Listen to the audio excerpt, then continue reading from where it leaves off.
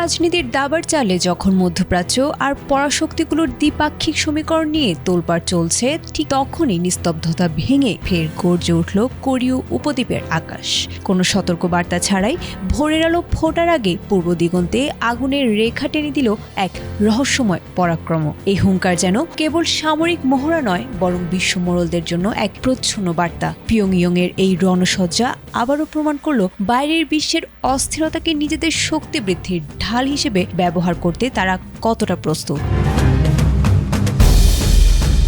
দক্ষিণ কোরিয়া ও জাপানের প্রতিরক্ষা কর্মকর্তাদের দেয়া তথ্য মতে রোববার ভোর 6:10 সিনপো শহরের উপকূল থেকে একাধিক ব্যালিস্টিক ক্ষেপণাস্ত্র নিক্ষেপ করেছে উত্তর কোরিয়া। চলতি বছরে এটি দেশটির সপ্তম এবং কেবল এপ্রিল মাসে চতুর্থ দফার ক্ষেপণাস্ত্র পরীক্ষা। ক্ষেপণাস্ত্রগুলো কোরীয় উপদ্বীপের পূর্ব সাগরে পতিত হলেও জাপানের বিশেষ অর্থনৈতিক অঞ্চলে কোনো ক্ষয়ক্ষতির খবর এখনো পাওয়া যায়নি।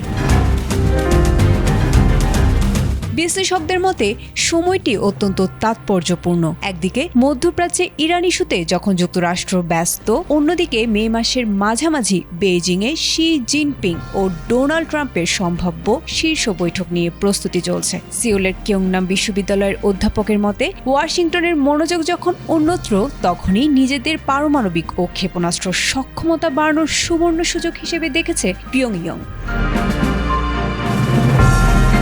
আন্তর্জাতিক পারমাণবিক শক্তি সংস্থার প্রধান রাফায়েল গ্রোসিও সম্প্রতি উত্তর কোরিয়ার নতুন ইউরেনিয়াম সমৃদ্ধকরণ স্থাপনা নিয়ে গভীর উদ্বেগ প্রকাশ করেছেন। কিম জং উনের সাম্প্রতিক ঘোষণা অনুযায়ী পারমাণবিক শক্তিধর রাষ্ট্র হিসেবে উত্তর কোরিয়ার অবস্থান আপাতত অপরিবর্তনীয়।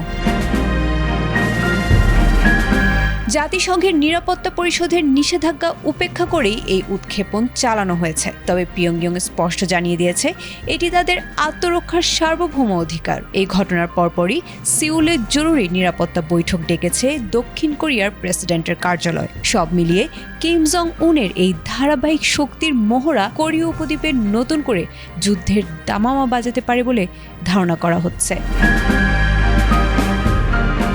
আয়েশা আক্তার, ATN বাংলা।